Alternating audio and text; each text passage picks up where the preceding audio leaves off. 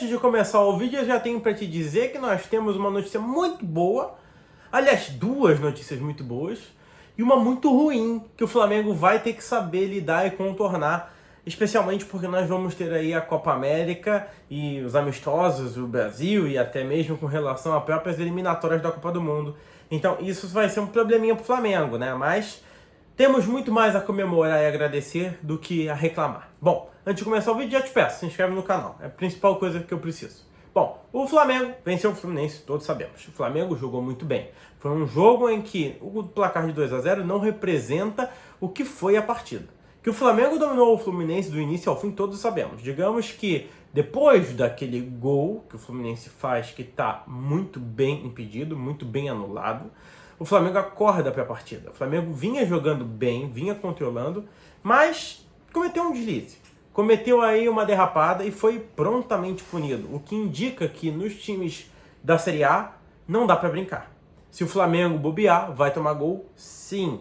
Então não tem como tirar por média Madureira, Bangu, Boa Vista, Audax, esses times do Rio de Janeiro, regionais, que têm séries abaixo. Óbvio, eles são times competitivos, óbvio, eles têm que ser respeitados, mas se você colocar eles na balança contra um Palmeiras, contra um Atlético Mineiro, contra um Internacional, vai ficar complicado.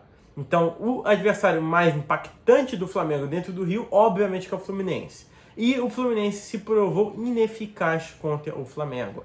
E por que eu digo ineficaz? Porque depois do lance do gol, que só foi marcado porque estava impedido, e impedimento é uma vantagem indevida de um jogador sobre o outro. Então, se não fosse essa vantagem indevida, não teria feito gol. Começa por aí. E depois disso, o Fluminense não jogou mais. Inclusive, eu achei que o Renato Augusto não estava jogando a partida, porque ele foi completamente anulado. E eu não estou nem sendo sarcástico aqui. Eu fiquei procurando o Renato Augusto no meio campo do Fluminense e eu não via o jogador. Ele não tinha espaço, não foi dado a ele a liberdade de criar e com isso o Fluminense foi anulado na partida. O Fluminense não conseguiu criar nada. O Fluminense não teve nenhuma chance de gol, tirando o gol impedido, obviamente.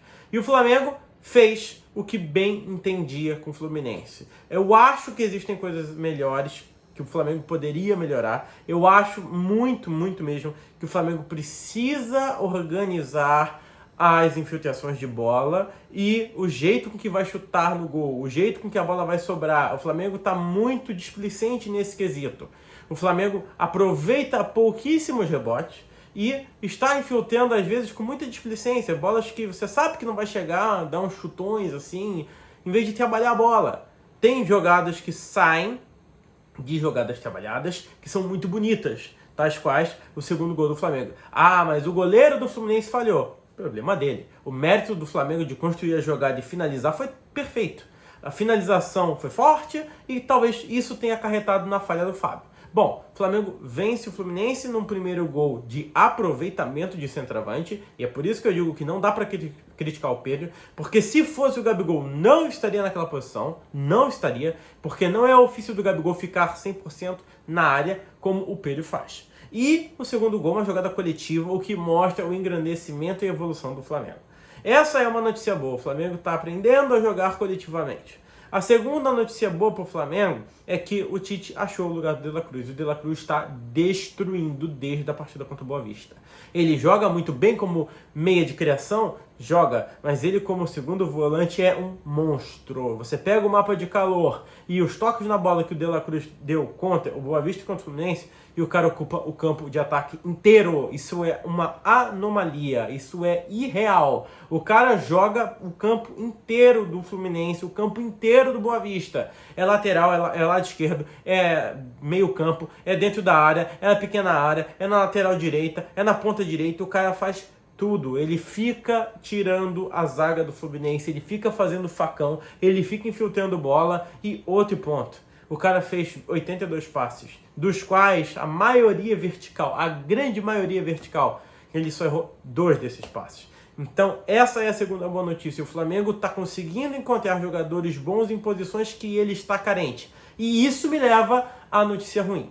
Por quê? O Gerson vai passar por cirurgia sexta-feira agora, uma cirurgia renal, e o período de recuperação dele é de 2 meses. Então, o Flamengo perde provavelmente o seu homem de confiança no meio-campo, o seu segundo volante titular de confiança por 2 meses. Isso indica que então, teremos o Gerson nas fases iniciais da Libertadores e nas fases iniciais do Campeonato Carioca. Isso se a gente só perder o Gerson. Porque o De La Cruz, que foi a solução do problema, vai ser convocado.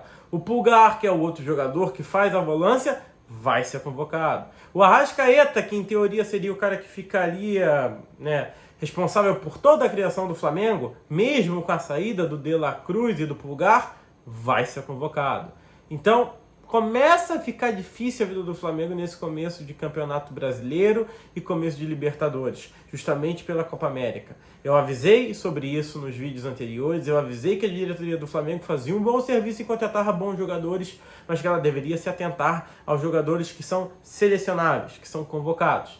Então, honestamente, o time do Flamengo está indo muito bem e eu gostaria de ver do que esse time é capaz com a progressão e com a estadia do Tite por mais tempo. Mais tempo eu digo uma temporada não, eu digo 2, 3, 4, 5 temporadas com a manutenção do elenco e com a contratação apenas de jogadores para reforçar o time.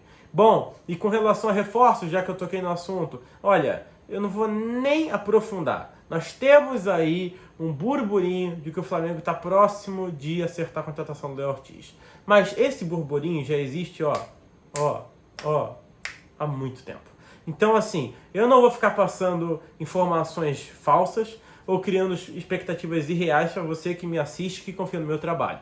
Eu trago as informações que eu tenho e eu não fico aumentando as informações para gerar engajamento ou ganhar clique. Então, essa é a veracidade. O Flamengo, acredito eu, que deve sim tentar a contratação do Léo Ortiz. Mas caso não consiga, o Flamengo não vai se desesperar porque tem o Noga, tem os jogadores da base. E a dupla de zaga do Flamengo está muito encaixada. Jorge, é loucura você ir para um Campeonato Brasileiro, para uma Copa do Brasil, para uma Libertadores, com apenas 3 zagueiros, que são os zagueiros que o Flamengo poderia contar, que são Davi Luiz, que são Léo Pereira e que são ainda o Fabrício Bruno. Pois então, concordo com vocês, mas eu não contrato jogador. Eu não assumi essa responsabilidade. Então não é meu setor, não é meu departamento. Tem a base?